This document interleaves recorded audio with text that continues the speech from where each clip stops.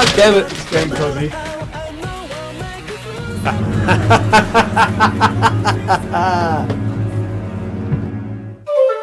James, you need to train. I can sense your potential. You have great strength in you. You can beat them with my help. Wax on, wax off. Treat the leg. Message for the weak and all that. I'm sorry to disrespect you, Sensei, but what does a Space Marine know about Street Fighter? Shut up! I am your sensei now. Take this. It will aid you on your quest. Good luck, cuz. Remember, you're the best around.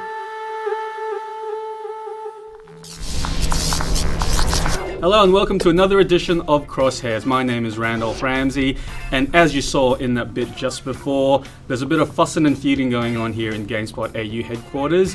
Dan Chiappini, Laura Parker. Looks like you've got a bit of a feud going with Cos in the old Street Fighter 4, mate. I wouldn't call it a feud. We're not hillbillies. but you're dominating him, obviously, and he's upset about it. He looks upset. Yeah, well, he upsets easily. Okay. So apart... Okay. Thankfully, he's not in the room at the moment. Attacks. Okay, so apart from Street Fighter 4, which we're going to talk about a bit more later on, what is on the show today, mate? Well, you mentioned Street Fighter 4. We're going to give you our final impressions. The game's just about here. We've got our review ready to go. We've also got some hands-on time with Prototype and the brains behind the game. We've got the first 2 hours of Resident Evil 5, or is it the same thing? And we've got charts, Cos in training, and much, much more. Okay, we do have a very jam-packed show, so we'll kick straight into the news. Laura Parker, what has been happening? Kicking things off this week, exciting news for Capcom fans, with the news that Capcom have finally found an Aussie distributor following Red Ant's closure last week. As of yesterday, THQ Asia Pacific will be distributing Capcom titles in Australia and New Zealand, which means no delay on Resident Evil 5, Dead Rising or Street Fighter 4, which is actually out today. The ongoing trend of studios and publishers succumbing to economic pressure continues, with news that Japanese publisher Square Enix, the creator of the Final Fantasy series, has entered takeover talks with Eidos Interactive, best known for Tomb Raider.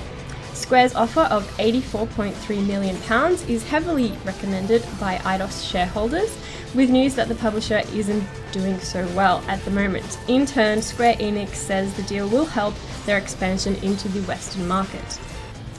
Along the same lines, Japanese publisher Namco Bandai will acquire D3 publisher, best known for Puzzle Quest, in Japan, America and Europe.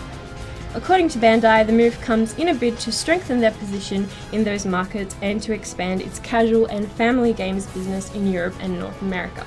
On to sales figures, Sony has revealed that the PSP has shipped 50 million units worldwide since its launch, a figure that includes the PSP 1000, 2000 and 3000 models.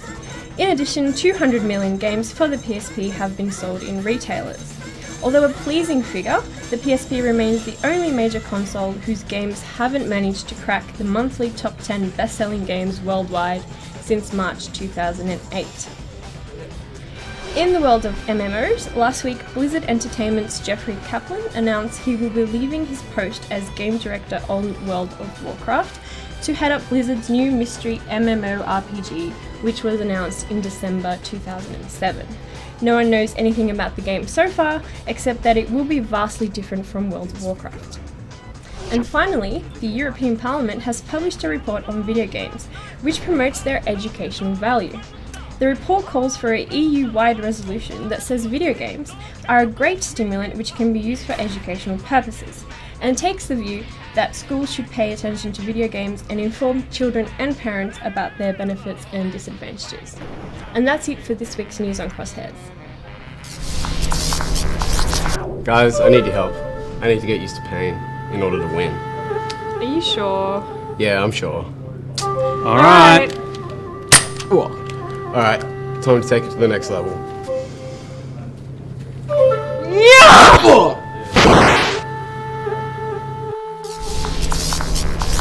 It's sales charts time for the week of February 2 to February 8, according to Nintendo Australia.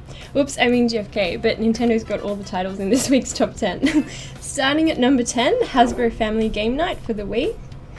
Number 9, Super Smash Bros. Brawl on the Wii. Number 8, Professor Kageyama's Maths Training on the DS. Number 7, Top Spin 3 on the Wii. This week's number 6, we play Bundle on the Wii. Number 5, more brain training from Dr. Kawashima, How Old Is Your Brain on the DS. Number 4, Guitar Hero World Tour Super Bundle for the Wii. Number 3, Dr. Kawashima's Brain Training, How Old Is Your Brain on the DS. This week's number 2, it's Wii Fit on the Wii. And rounding up Nintendo's top 10, it's Mario Kart on the Wii. Ratings watch time, and this week the following titles have been rated by the Classification Board of Australia. Get ready to rock the lounge room as Guitar Hero Metallica, the second band-centric installment in Activision's popular rhythm game series, hits the Xbox 360, PlayStation 3, PlayStation 2, and the Wii in the coming months. Rated M, you'll be able to shred along with all your favourite tracks, including Enter Sandman, For Whom the Bell Tolls, and Fuel. You'll also be able to play classics by Slayer, Alice in Chains, and Mastodon. Capcom developed Monster Hunter Freedom Unite, the updated version of Monster Hunter Freedom 2 for PlayStation Portable, which features new enemies to kill and quests to complete, has been rated M, but unfortunately doesn't have an Australian release date just yet. Expect this one to hit North America in Q2 2009. Everyone loves a good origin story, and if you're into your comic brawlers, you'll be happy to know that ultra-violent Xbox 360 and PlayStation 3 versions of X-Men Origins Wolverine have passed Aussie censors with an MA15+ rating. The Wii and PS2 versions have clocked in at the lower mature rating, and it'll be out to coincide with the film's launch in June. EA Sports Active Personal Trainer, the customizable fitness game featuring a wide variety of interactive activities targeting your upper body, lower body, and cardio, is heading to the Wii. Again, no Aussie release date yet, but expect this one sometime in Q1 for the family-friendly G rating.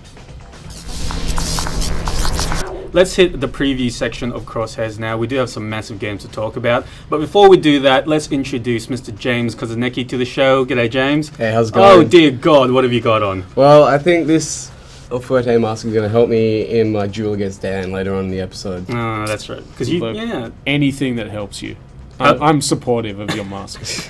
How's the training been going, man? Yeah, really good. I did 3,000 sit-ups and push-ups just before here, so I'm feeling pretty pumped. Yeah, you look pretty ripped. Yeah, I mean, you're huge. Yeah. You're really huge. Got to contain it all within.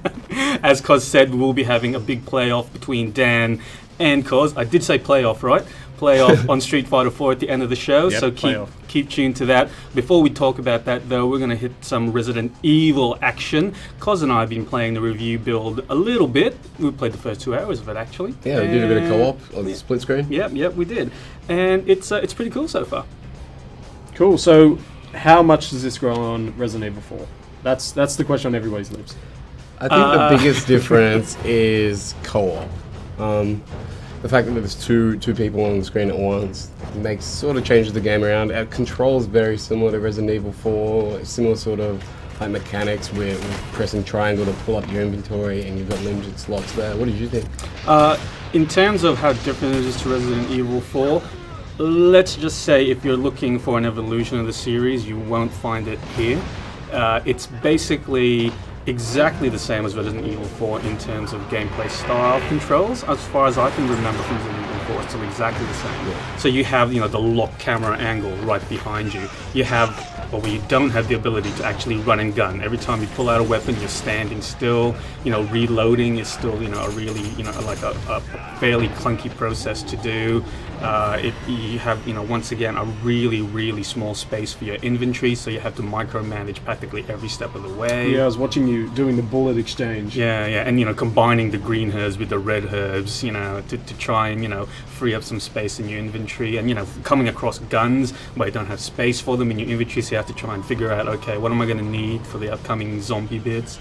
But it's been pretty good so far. What we've played is basically the first 2 hours of the game, so I think we're about halfway through the second chapter. Yeah, we made it into a fishing village where we ran into some hounds and had to shoot them. Yeah, so the first chapter basically is a little bit of it is what the demo was that was released on Xbox Live and I think PSN a couple of weeks ago, which is where you start off in that sort of little alcove compound village thing, and the big guy with the giant axe is out to get you. and you basically just have to survive until your helicopter comes. And it was actually pretty cool because we managed to kill, for the first time since we've played this game, we actually managed to kill the big sort of hooded guy, and I think he dropped like 50 gold or something like that. It wasn't much of a reward. It was worth it. You used about 45 grenades on it. Yeah. But then after that, you go into like an underground sort of sewer thing because you're trying to hook up with members of Alpha Team, and as you know in these type of games, every time you need to hook up with another team, by the time you get there, they're dead. You pretty much ruined it. Oh, by the way, spoiler alerts.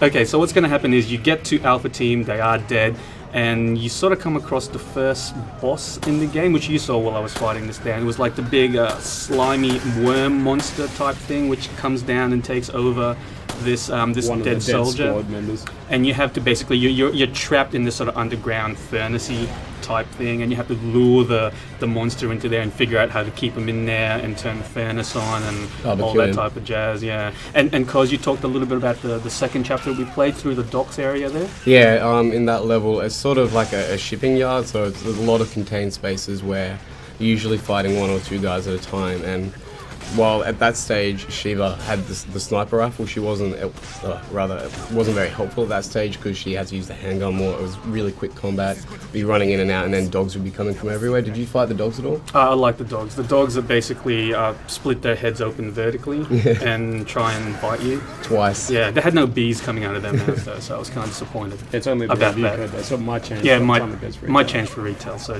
don't say that there weren't any bees. So what kind of other monsters have you seen? You've mentioned a couple of the mini bosses. That's right. And the dogs. Well, most of the lower level zombies are basically just the Ganados that you fought in Resident Evil 4. So they'll just sort of run at you. They'll be carrying melee weapons once in a while. There's a few more chainsaw guys as well. Yeah. I think the chainsaw guy sort of loses its effect after like you fight the first one.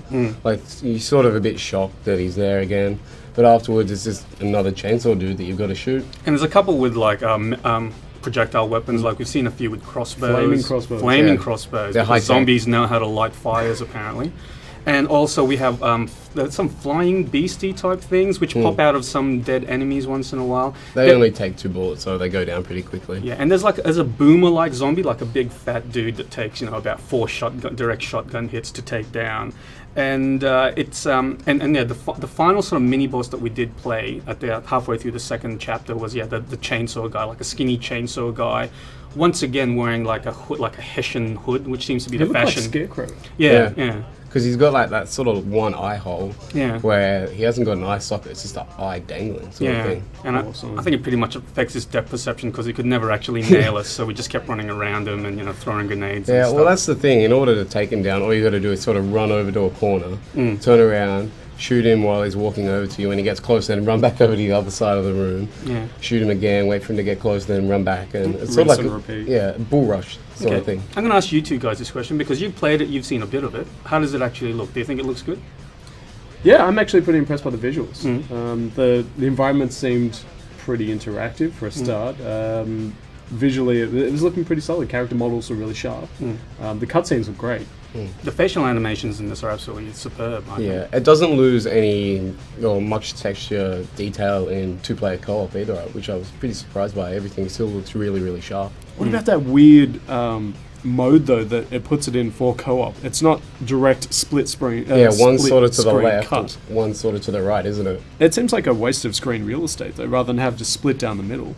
Yeah, I think it's safe to say that to fully get the co-op experience from it, you want to be playing it online where you have your own screen and you can, Or if you have a 100-inch plasma in the house or something like that. That's probably the best way to do it. What did you think of 2-player? I mean, it's obviously the biggest change to the series is 2-player. Do you think it's going to be enough to make this a real must-have? I think playing with 2-player is a lot better than playing with the AI. Like for for quite a while, I found that Shiva was only using a handgun, and she had the sniper rifle, and she had plenty of ammunition for it, but she just would not use it. And the same for the machine gun. She wouldn't use it, so I was left to give her all of my handgun ammunition, while she had all these other guns that she could be using, but just refused to. I found the best thing though is if you are playing single player and Shiva is your assistant, she's really good at healing you. So I always gave her a lot of my health, like my first aid sprays and everything, because she'd as soon as I was down, she'd come over and spray me and I'd be back. So in that way, it's really, really helpful. But going back to your first question, Dan, is this just Resident Evil? Yes. Yes, it is, but it looks awesome. If you're a fan of the Resident Evil series, then it's more of the same. But if you're looking for evolution in the series, it's not quite getting there. Cause when is this game out in Australia? Resident Evil 5 is out on March 12th. Moving on from Resident Evil 5, we're going to talk a little bit about Street Fighter 4. Only a little bit because we have already talked about this game a wee bit in the past, haven't we? Once Dan? or twice, I think. Okay, Dan actually has been in charge of the global GameSpot review for Street Fighter 4. Dan, final thoughts on it? You've played it a lot now. What do you think? It's awesome. Okay, let's Anything more than it's awesome? look for our 2-word review up on the site real soon. This is undoubtedly one of the greatest fighting games this generation. Okay. It's got an awesome character roster. The control, the art style, the stability of online play is a little bit, but the overall experience and the balance is perfect. Okay. Now, we have talked a lot in the past about the single-player modes. Dan's actually played a lot of the online multiplayer, which is, I guess, why we waited just up until now to actually release the code, because if you saw reviews last week, online servers still weren't actually on for the most part. So there was nothing to play. Yeah, so it was a bit tough to test online, but we actually were to test online. Dan's played a lot of online. What do you reckon? I got my ass handed to me a few times. The Japanese came online first, and Yeah. I think parts of Europe, and some of the Japanese players are pretty good. So what were the connection rates like? Was it fairly stable? How did it actually play? Well, it's odd because it works on a kind of a 5-bar reporting system, and you can search either player or ranked matches. And player games are just friendlies. Ranked matches are ranked matches, which will reward you battle points based on the value of the people you're going up against. And it's a way for you showing off your skill. Is Yeah, that it right? shows off how good you are. If you beat a player with a high battle point rating, then you'll get more back for that win. And then the 5-bar rating you can go through and search by obviously you want to get the best connection. And when you do get a good connection, Street Fighter 4 is actually a lot like the offline multiplayer experience. That said, it's a bit odd because I don't know if it's a reporting error or not, but some of the lower single-bar games, which for all intents and purposes shouldn't run all that well, do actually run really, really smoothly. When it goes off the deep end, it turns into literally a slideshow. And rather than have a smooth offline experience on your side and miss moves, it will really shut down. But for the most part, it's actually very good. Yeah, I take your point on the weird reporting there, because we have played a lot of games where it just says there's one red bar of connection, which is the lowest you can get basically. Some of them do run the slideshows, others run fine. So I think you'll find your mileage does vary, and it's a case of just joining games and hoping for the best. Is there like a tournament mode in it where you can line people up? Or? Right now there's no tournament mode, which is probably one of our biggest gripes with the game, because it was in Super Street Fighter 2 Turbo HD Remix. So it seems odd that a game launched, that's part of 6 months later, wouldn't include a tournament mode. But Capcom has a free DLC pack coming down the line, which they've dubbed the Championship pack, I think it's called. And in that, there's talk of battle points and another thing called Championship and Tournament points, but they haven't confirmed whether or not there's a tournament mode going in. Okay. But when you do play online, though, if you do get a decent connection, as you said, it's seamless. We played a bit on the weekend. That's great, yeah. And it's great. It feels like you were just right next to me actually playing offline. So it's And even then, we didn't have a full connection. We had 4 of the possible 5 bars, and he would swear it was an offline game. Do you think you need sticks to play properly online? if you're elite, you have to. Yeah, Street Fighter is one of those things that there are a lot of people who actually have preference for D-pads, and the good thing about Street Fighter is that you can choose between the D-pad of either the 360 or the PS3, the analog sticks of the PS3 or 360, or if you want to, the hardcore thing, you can go out and buy a dedicated arcade stick or a $50 one, something after the tournament edition sticks, which are a best part of $200. For the controllers, which one did you prefer, sticks or pads? My preference is always for stick because I played at the arcade and everything else. But the D-pad and analogs on both consoles are totally serviceable. Alright, so that is Street Fighter 4. It is out in Australia today, even though I think some stores actually broke street dates, so it was actually out earlier this week. But look out for it in stores today. We're going to move on to Prototype now. Once again, Dan played this game. He actually went all the way to New York City to play this one, Dan. Well, it's set in New York, it seemed apt. Okay, so what did you actually play on this latest Prototype build? Well, this was actually the first time we've been able to play Prototype. Until now, it's been all hands-off, and it used to be a Sierra title. Radical's been working on it for, I think, 3 years now, and it's been through a bit of an evolution. And the game hasn't changed that much functionally since it moved over to Activision, but little bits and pieces, UI changes. But this was our first hands-on. How does it control? It's an open world brawl. So if you've played anything open world, you move with the left stick. I think the right stick is your free camera, and it's not not God of War-ish, but it's very button press heavy. So X is your basic attack, Y is to charge something up, and the left and right triggers will do your targeting for you. So is it more focused on melee combat or very, very much melee combat, but at the same time you can pick up weapons because there are 3 factions. There are the mutants who are roaming around, and there's a bit of a backstory in that one. There's the military / Blackwatch, which is this special government group that is designed to contain when things go wrong, and presumably it's gone wrong previously. And you've got the citizens of the city as well. So there's a mix of stuff, and you'll need to consume the people around the city to get your memories. So what did you actually get your hands on with? Like, what levels did you play through? Well, the weird thing is that kind of like this is probably the best way to explain it. Prototype is a little bit like Memento. Yeah. In that you play the first level and then you wake up on the morgue slab before the first level. So you're going backwards? Yeah, it's sort of in time? Well, from what the guys at Radical have told us so far, it's a non-chronological game. So you'll start at the end and you work your way backwards as you uncover the web of intrigue, as they're calling it, which is a code name for memory. Yeah, and that's where you actually have to consume other people to grab their memories, is that right? You absorb their biomass, and in the process you get their memories, their abilities at times. So if you go and take a tank commander, for example, you'll need to take over someone who can control a tank to be able to drive a tank. But that's all part of the story. So you won't have to wander around looking for someone to be able to drive a vehicle. So this is superhero open world type game. Like, how powerful do you actually feel in the game? Like, were you picking up tanks all the time? Or well, I didn't pick up tanks, but you can pick up and hurl cars, which is good fun. You can take them and run up the sides of buildings. Take a car? Yeah. Pick up a car, run up the Sweet. side of a building and throw it off. I'd like to see you do that in your training, cuz. I did it yesterday when you guys weren't looking. If it's not on video, it's not real, man. It's on YouTube. Okay, so a lot of the, I guess a lot of the stuff that has been talked about, at least locally, about Prototype, is the violence factor. It is a fairly gory game from what we've seen so far. Is it still as gory from what you saw? Yeah, absolutely. It's a really brutal title, and you can do stuff like tearing a guy in half or punching his head directly into his shoulders and leaving a flat space. Which is always fun. Yeah, well, it's based on actual head punching technologies. Do you think it's a bit too violent for local censors, or do you think it'll pass? This is the perennial question. As far as I know, it hasn't been submitted to the Australian Classification Board yet, but they're working very closely with the Aussie censors to make sure that they don't have to cut too much out. But pretty good potential, do you think? Just in terms of game quality? As a banter? Well, we saw Wolverine Origin passed, and that's can tear a dude in half with your claws. So the Classification Board is a bit of a hit and miss affair. Okay, so fingers crossed Prototype will reach our shores. Dan, if it does pass censors, when is it supposed to be out? Look, there's no hard date on this one yet, but we're looking at possibly June 2009.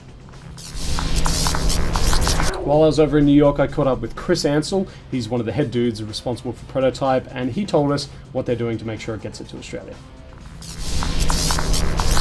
Hi, my name is Chris Ansell. I work at Radical Entertainment as the Director of Studio Marketing, and I'm here to talk about Prototype. Can you tell us about some of Alex's abilities? Yeah, Alex is a shapeshifter, which means that he can consume his enemies and actually absorb their DNA, their physical appearance, which is used for disguise, their special abilities, and also, most importantly, their memories, which are kind of like his kryptonite. And so by actually absorbing particular characters in the world of New York City in 2009, Alex can piece together the pieces of a larger conspiracy. And that's essentially our storytelling device. Alex basically works his way through a situation where New York goes from regular New York to martial law to major infected to a three-way all-out war zone. And Alex is in the middle of this three-way war between himself, the military, and the infected. At the start of every mission, there are, of course, cutscenes. And there are clues, obviously, in these cutscenes that give you specific targets for the next mission. And, of course, the mini-map will give you these locations.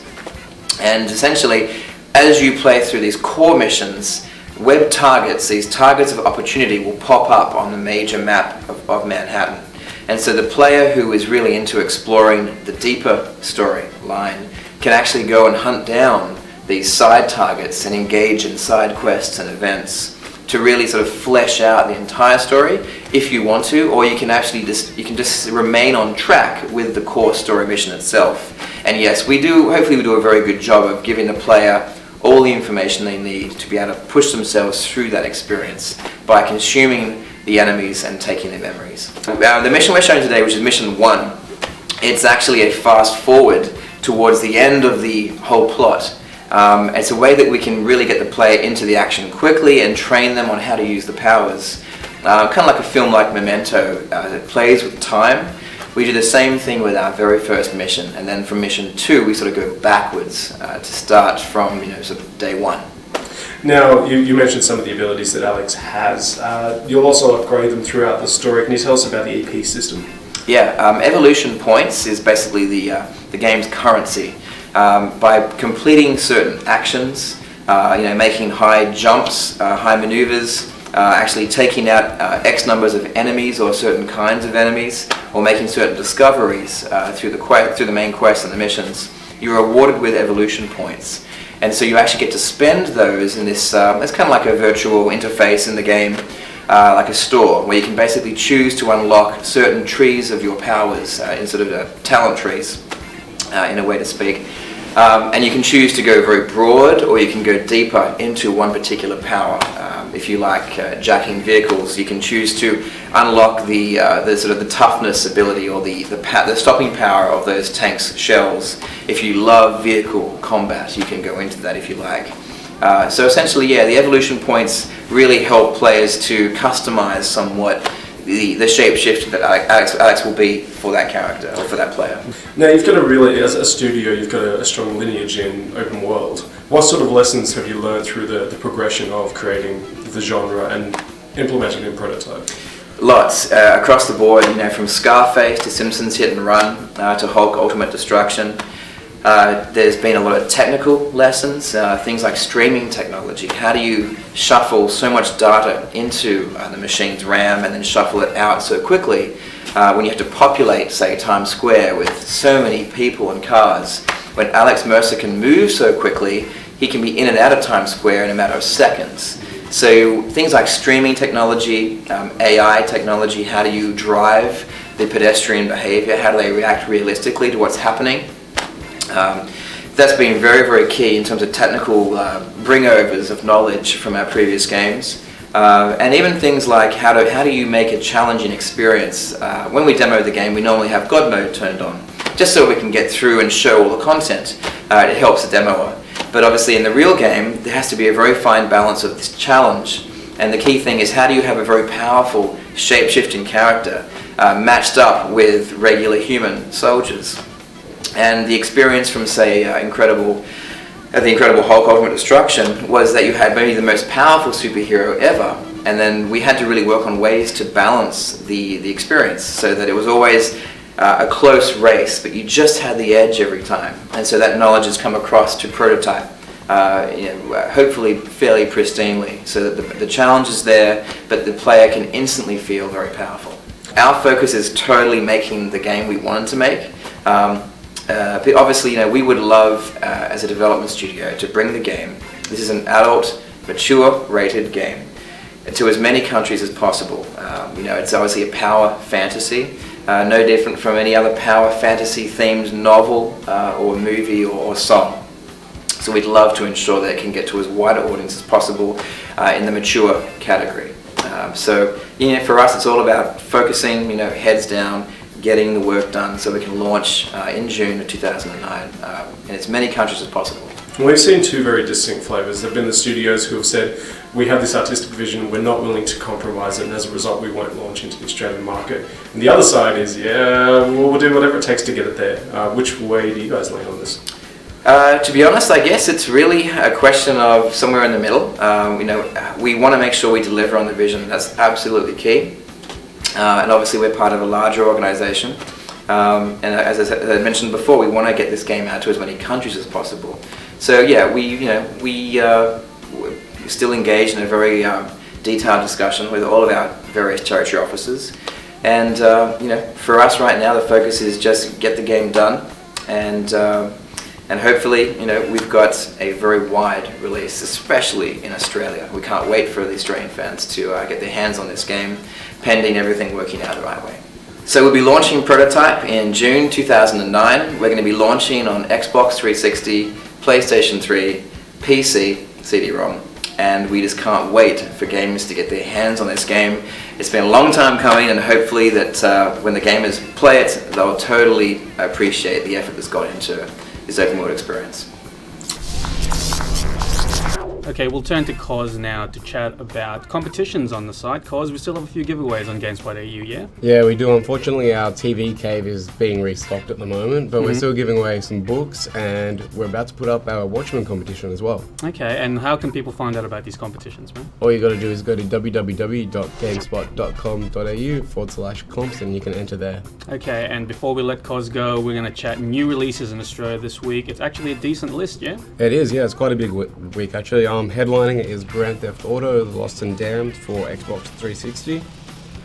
Up next is Street Fighter 4 on Xbox 360 and PlayStation 3. Yeah. You excited? A little bit. All right. House of the Dead Overkill for Wii, which is another one. Yeah. Warhammer 40,000 Dawn of War 2. Dragon Quest V Hand of the Heavenly Bride for Nintendo DS. Pets My Baby Panda. Pets My Kitten Family, and Pets My Monkey Family. I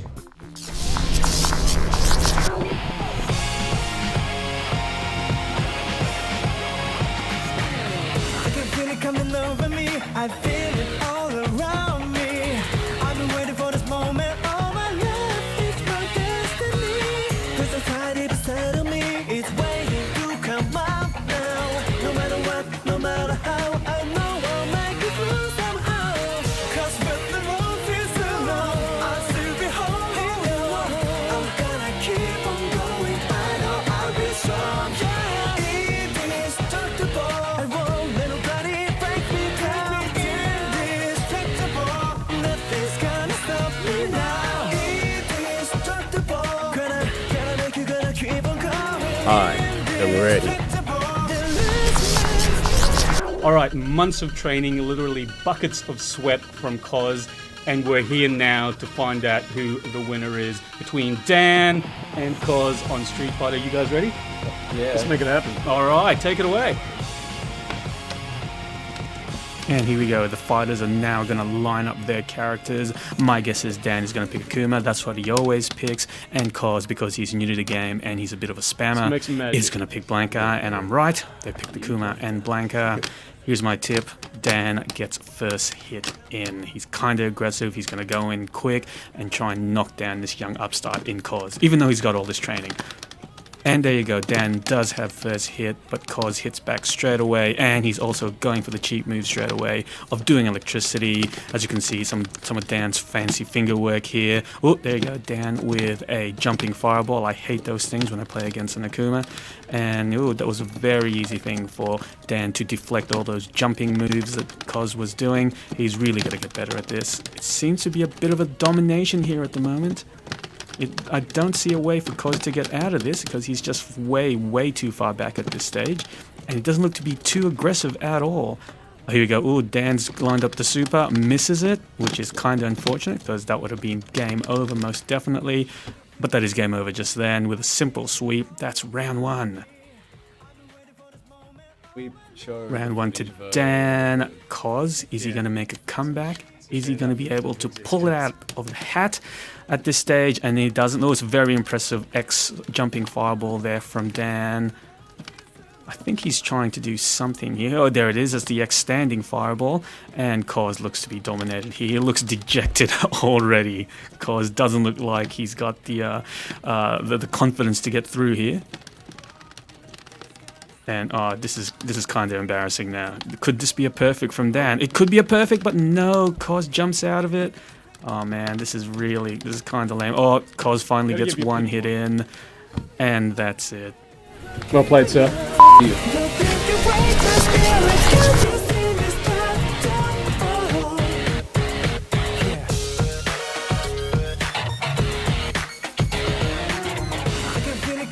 over me. I feel